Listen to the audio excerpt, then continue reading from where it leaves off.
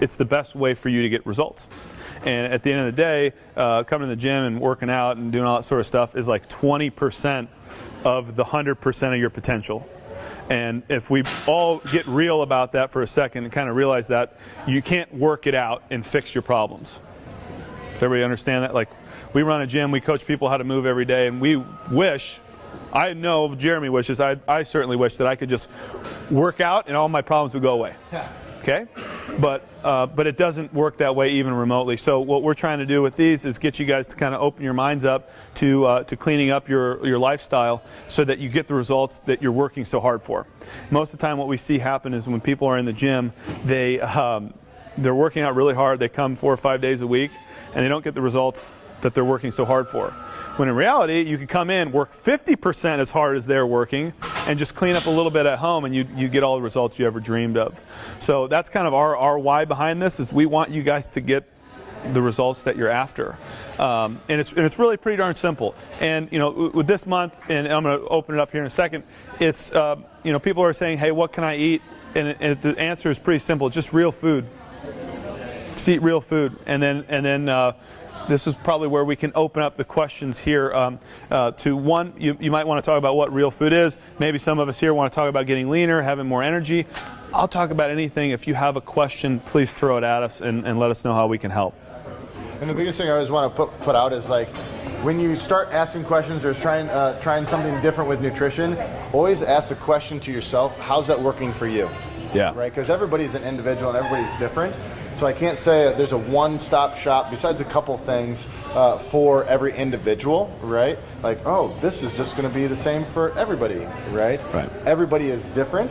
So when you start something, always ask, how's it working for me?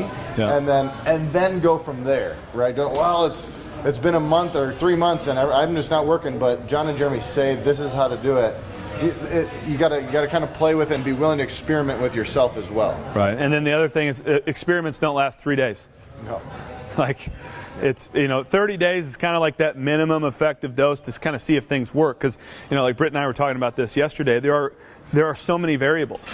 So like, I'm trying some different things this month, and is it going to be because I'm getting less sleep and that my results are diminished, or because I'm working out more that my results are enhanced, or is it because my nutrition is better and I'm taking cold showers every day? There's so many different variables that you have to play with it before you can make a determination. But maybe we'll start off with the non-negotiables that aren't different for anyone. Okay, that starts with sugar. Okay. Get rid of it. It's not good for you. It doesn't serve any beneficial purpose to your health. Okay, outside of that 5-minute to 15-minute dopamine hit that you get when you first consume it. Okay, it's toxic. It's bad for you. Just know that it's like you shouldn't be eating it in any way. And I'm talking about refined sugar here. Okay, if it's another type of sugar, say it's a fruit. Okay, within reason. Or a sweet potato. That also counts Yeah. as the same thing too. Yeah. And we all go through the big thing with like getting rid of sugar and be like, yeah, that sounds really easy to do. And then you're sitting in front of a donut and you're like, I'm going to eat that donut. Yeah. Right? And there's a time and a place for that. Yeah, absolutely. I'm a binger just as much as anybody. But one thing that you can do, and it's more of a lifestyle thing, is going to be practice the action of saying no to certain things, right? Yeah. So easier things, you can practice the feeling and then ask yourself, what feeling did you have when you went to go eat that? Yeah. Right? I know it sounds kind of weird, but a lot of times I'll say, just for kicks and giggles, puppy chow, right? I'll be like, do I need this right now? Yes, I do.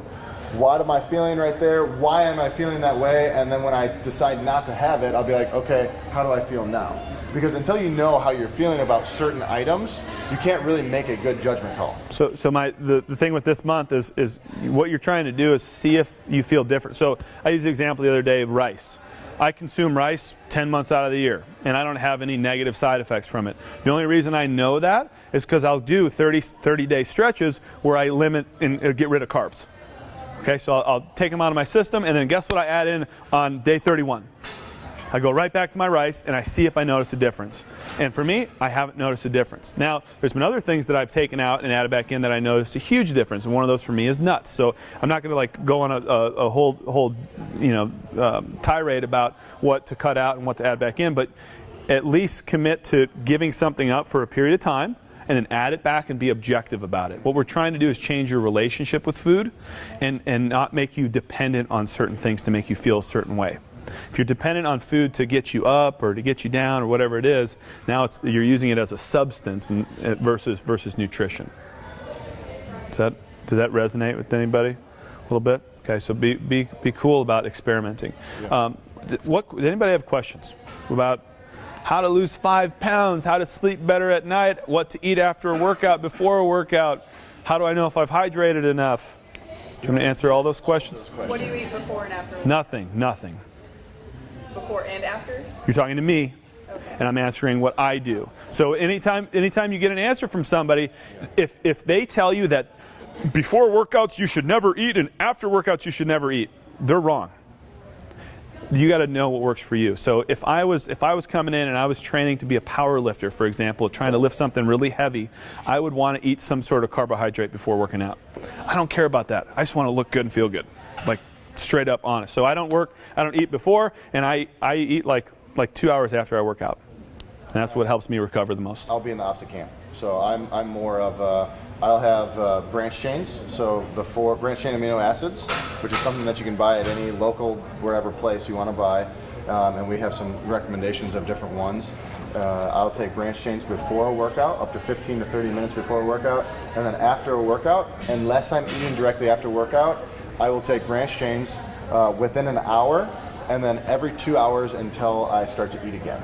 Right, so just for me to prevent muscle breakdown. That's the only reason. That's why I do it.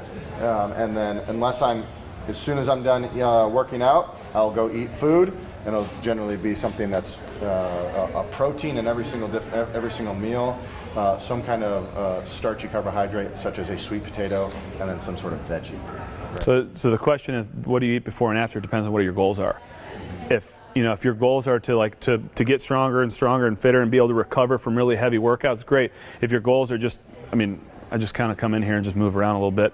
I try not to get sore ever, so I don't need that big dose of recovery that if I were lifting heavy weight. Okay. What was the other things I ripped down? We talked about before and after workout, how to lose weight. Anybody curious about that? Yeah. Yeah, how to get leaner. So, real quick start. Tip of the pyramid is just limiting glycemic or high glycemic foods. It's really, that's the start of it. Is get rid of sugars. I would even, if you want to, it depends on how fast you want to get the results too. So it's like, if you want to get them in the next month, that's great. If you want to, tiptoe your way through it, there's other way to do it. But you give up sugars, you give up breads, you give up any refined carbohydrate. That's kind of always step number one. And see how you feel. See if you like the way you feel. And then from there, it's I look pretty hard at nuts as a source of carbohydrate. It's a really efficient way to get a ton of calories, like in your gullet, because they're densely packed and they can get you in a lot of trouble. So you can overdo it on nuts, and then obviously fruits there too. So you want to minimize those. Anybody here heard of intermittent fasting? Cool. If you've been at this gym and you haven't heard of it, then we failed you.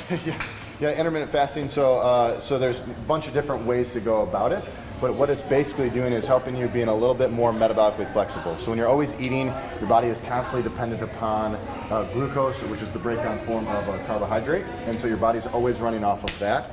Do the analogy of the books, or your boss. I'm working and I have anybody have an In-N-Out box? Everybody know what that is?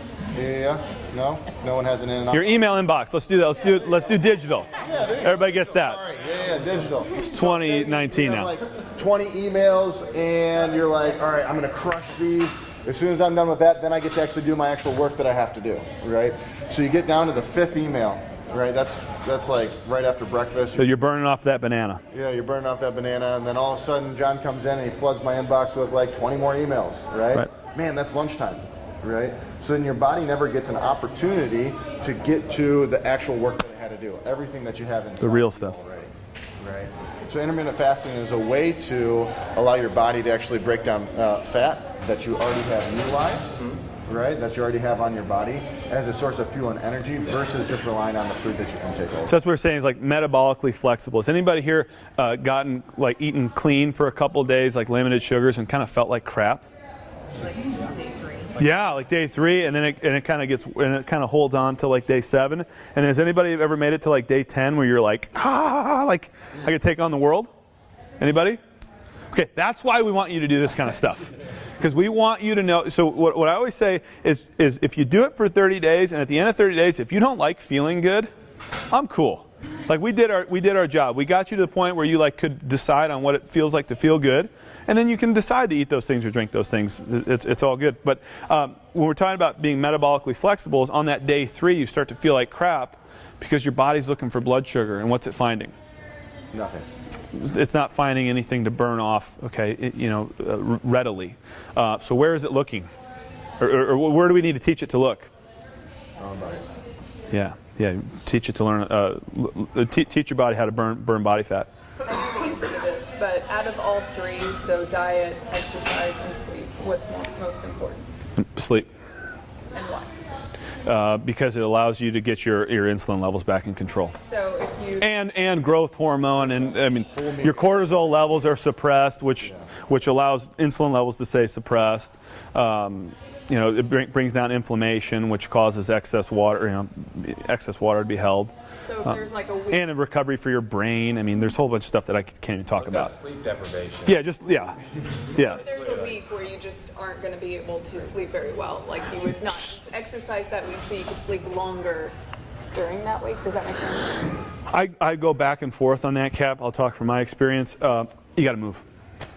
You got to move every day. But if I'm if I'm sleep deprived, don't come in and try to crush it, because you're just you're digging a hole for yourself. But what I find is if I'm sleep deprived, I'll crave carbohydrates, and if I don't move, it's just a slippery slope downhill. And then a week goes by, and my alarm goes off Monday morning, and I go, not today.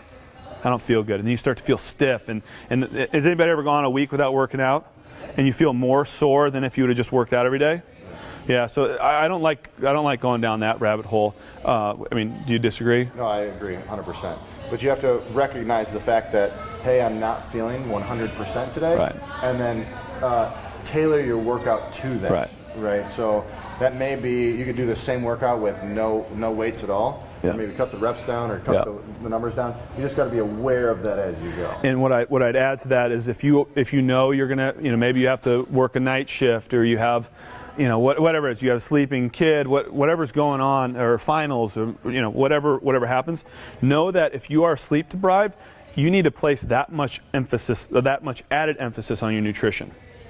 So it's like you can't screw it, I'm gonna not sleep and eat carbs. Now that's like a double whammy. So if you're not going to sleep, you've got to dial in your nutrition hardcore that week to help you kind of get through it. Yeah. Okay, so I usually intermittent fast from 7 p.m. and I try to make it to noon the next day. So we didn't clarify that. So an intermittent fast could be going from I eat lunch today, I eat dinner today, and I eat lunch tomorrow. So it'd be 16 hours theoretically from start to stop. Some people might even go dinner to dinner. We know other people who go breakfast to breakfast, and some people go lunch to lunch. Some people go lunch. What did you do the other day? You did dinner, didn't eat for the day, and then ate at 39 hours or 40 hours or something like that. Mm-hmm. So you might skip a dinner and skip a full day. So my question Go ahead. as it's getting close to noon, I'm like, and usually it's about 9:30 in the morning, I'm like freaking starving. Sure. Just roll through that. I usually Are you taking anything after your workout? No, just water. How much water do you drink in the morning? Probably not enough. So start there. So a lot of times that first rumbling of the belly is water. But I should play through it. It's okay to. I'm not telling. Drink water. See what you feel like. Yeah, you try. Do you feel lightheaded? No, I feel fine. I'm just really hungry. I'm like, I was just wondering if that's part of the That's one of the reasons why I'll do, not one of the reasons, but I'll do branched chain amino acids every 2 hours up until my first meal. What it does, it doesn't allow, it doesn't spike the insulin enough. Is it a true fast? No. However, it doesn't spike the insulin or blood sugars enough to actually count for anything. So you can still you can still reap the benefits from fasting without feeling that way. So like Am I this still morning, reaping the benefits if I have that kind of hunger? Like, is it the amount of time that I'm fasting that gives me the results? so you've been trying that for however long. Or is it the what? What was the? Or is it the? The fact that I'm skipping a period where I feel really hungry until I make it to the time. Like, what's doing the work for me? I guess. Time. Time is The time. Yeah. Time is definitely doing the work for you. So like this morning, worked out 5:30. I will not eat until noon. However, I've had branch chains an hour after my workout. Now every 2 hours I will have until noon. So whatever, I'll have just one more. Go ahead. So where are we on bulletproof coffee these days? Great. Depends on what you do. Yeah. I do decaf, bulletproof coffee. Probably 5 days a week. And one thing, so that's if you are cleaning up your act a lot this month and eating less carbs, note that caffeine will be a little bit more intense in your life. So the cleaner your diet is, the more sensitive you will be to caffeine. So that's something, as I've cleaned my act up over the years, like I can't do caffeine full on anymore. If I do, it's like it's a tool. And maybe I'm trying to think, a couple weeks ago I didn't sleep that night and I had a big day and I had to go from 5 until 7. It was a caffeine day. And it was bing, bing, bing, bing, bing, all day long, where it's used as a tool versus like a daily supplement just to get through the day. So. Caffeine is, though, allowed. Yeah. Okay. Yep. But just be aware, maybe down-regulate a little bit if you're eating less carbs than you typically do. Caffeine, you'll be a little bit more sensitive to it. When she says bulletproof coffee, you mean Yeah. coffee with butter? Yeah, coffee with butter, brain octane. Some people use coconut oil. Cayenne pepper. Sure. Are Yeah. you Yeah. intermittent fasting? Do you break the fast when you have that coffee? So that's what we're talking about. So if you talk to somebody who is fanatical about fasting, the only thing you can consume is water. Water, plain coffee or tea. Yeah, so non-caloric beverages. I look at it, and this is just my opinion, I look at it from I consider breaking a fast as soon as I spike insulin. So as soon as I as soon as my blood sugar goes up, for all intents and purposes, that fast is now over. A bulletproof coffee does not spike. Correct. And then the other thing I kind of look for is it taxing on your digestive system? 40% of your body's energy is utilized in the digestive process, and if you're consuming food, your body's going to go to work on digesting it, and so that's, to me, breaking a fast. It's either your blood sugar spiking or you're having to break down food in your belly. Now, so I know, like, we're kind of going over a bunch of generalized things right now. Would it be helpful if, say, we went over a daily routine of what that might look like? So for eating and workout times, yes? How many times a day do you typically eat? Like once or twice? So all dependent upon the day. So generally speaking, as of right now in the new year, I'm doing a full-blown 16-8 every single day, which is 16 off, 8 on. So I'll try and eat from noon to 7 every day, and that's when I'll eat. I don't generally limit it to a number of meals. So a typical day for me, if I'm working out in the morning, is going to look like, so say this morning, branch chains 15 minutes before my workout, within an hour after my workout, and then every 2 hours until noon. At noon, I'm going to consume a lean protein, some veggies, and probably a starchy carbohydrate. That is either going to be a sweet potato, or multiple sweet potatoes, or hard-boiled eggs, or multiple hard-boiled eggs, and a big thing of veggies, right? I've been doing some red and green bell peppers and stuff like that over this course of time. And then depending on how I feel, if I get hungry, if I eat at noon and I get hungry at 2, I'm going to eat at 2. But the things that I try and choose are going to be, right now I'm just on a pepper kick. So I'm doing red peppers, or you could just do cold cauliflower or anything that's kind of cold. That's just what I do. Or I'll do a handful of nuts, right? So I do almonds. I'll do a handful of almonds. But put the bag away. Yeah, put the bag away. And then Put it. same thing goes for dinner. I try and always include a protein. So meat, fish, anything like that. Meat or fish, beef, chicken. I don't care the meat. I don't care the fat content of the meat. Meat. Just try and do grass fed as much as I can. But if I can't get it, I don't get it. Right. With a veggie, and then I'll also do a starch there as well. So that's what my typical day will look like. If I'm doing a workout in the middle of the day, I try and space my first meal out 2 hours before my workout, so I have something to digest. All meals are going to include a protein, right? A veggie and some sort of carbohydrate for myself, right? Trying to limit the amount of no processed carbohydrate. So potatoes, sweet or white potatoes, I'll do either one, right? And then veggies, I eat a lot of, I'll just eat spinach out of the bag. I know it kind of sounds lame, and it doesn't sound like it tastes good, but I mean it works. But it probably doesn't taste good, but it does work. Yeah, it does work. It's something that So it gets you going. And I eat a lot of the food cold. So just because it's not almonds. So for snacks, almonds is something that I generally do. Snacks, what are your goals? Sometimes you just need to emotionally snack. So stop and think. So that's where I go, like, so he says he's hungry at 2 o'clock in the afternoon. Is he hungry? Is he thirsty? He knows he's hungry, so he eats. So it's like you got to stop and think about this stuff too. Or are you just eating because you're bored? I mean, how many times have you just walked into your kitchen and opened the fridge? Like, what are you doing? I mean, I do it probably 3 times a day. I'm like, I don't even know what I'm looking for in there. There's nothing in Yeah, here there's nothing. Yeah, that I want right now. yeah. So a lot of times it's just a crutch. So I think so that's his daily routine. Mine, I'll do coffee in the morning and then I'll just go until I'm hungry. So some days it's noon, some days it's 9 a.m., some days it's 6 o'clock at night. And it also depends on how busy you are in the day. Like if you don't have time to sit down and eat lunch, you're either eating something cold, or I just say I'll skip it and I'll go on. But what we're trying to do is break that emotional tether of like the dependence on food and like your relationship with it. It's a tool. It's a tool, and we use it. We use it as a way to get together and to communicate and to hang out. But 70% of all conversations happen at the dinner table or happen over meals. Another tool. Look that up. I read that statistic at one point. I'm serious. One more tool that you can use. Everybody take your hand like this. Good. So the base of your palm, like the size of your palm and the thickness of your palm, I want you to think about that as protein, right? So meat. So that's the amount of meat that you use. So thickness and circumference, that's going to be protein. Go like this. Cups. Those are cups of veggies, right? So you can do cups of veggie, 2 of them, and then think the same thing, like your hand as a carbohydrate, and then dependent upon what you're doing, a thumb of fat, right?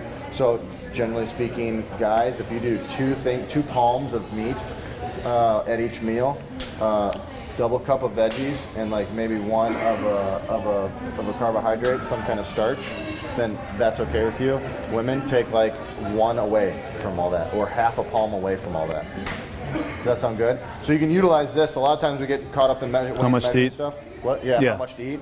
And this is like, okay, is this the size of my palm? Yes. If not, cut it off, and I will save it for the next day. So when you go out to eat somewhere, some of my palm, cut it off, save it off, and I got 2 meals for the price of 1. Yeah. You know what I'm saying? Yes, what's your I heard the dairy work. Yeah. You haven't heard any dairy. How does it work for you? Is it on there? Yeah. How does it work for you? Yeah. How do you know? Have you taken it out? Take it out. Yeah. It doesn't hurt that's to take anything. take it out. For, however many days. And Pay attention to your sinuses. How do you feel when you wake up in the morning? Do you feel hungover when you wake up? Are you stuffy? Big thing is when you take it out and you only drink milk. Say you drink milk and your nose gets stuffed up. Pretty good indicator. Yeah. Right, that it's not necessarily what you want. I Yeah. was going down more towards the cheese path, but okay. Yeah. That also same deal. There's carbohydrates in cheese, so then it goes back to your goals too. Do you want to down? Maybe you love that apple every day, but you're willing to give that up so you can keep cheese and get to the results that you want. Does that make sense? Okay. And then the other thing that we didn't really touch on is if you're going to cut down on your carbs, we haven't mentioned the word calorie here, have we? No. So if you're going to cut down on carbs, where do you have to make up for it? What? Proteins and fats. So you got to up the proteins and fats. So you got 3 macronutrients. You got protein, carbs, and fats. So if your carbs, if we have 3 hands here, and your carbs go down, okay, now you just cut out however many calories that is, and you're going to be a miserable person. Nobody's going to want to be around you. So you're going to have to up the fats or up the proteins or a combination of both to get back in balance. What fats are you eating? Like what? I eat olive oil, coconut oil, meat, avocados, Nuts. olives are excellent. Yep. That's kind of. I don't do much butter. I'm super sensitive to butter. Britt does a lot of ghee. But you can do butter? Like for most Yeah, people? it depends on butter's great. Grass-fed butter is ideal. Yeah. Like kind of your body weight in water and ounces a day, or Okay, so the water thing is I might have it backwards, but men should be going to the bathroom 6 to 8 times a day, and ladies is 5 to 7.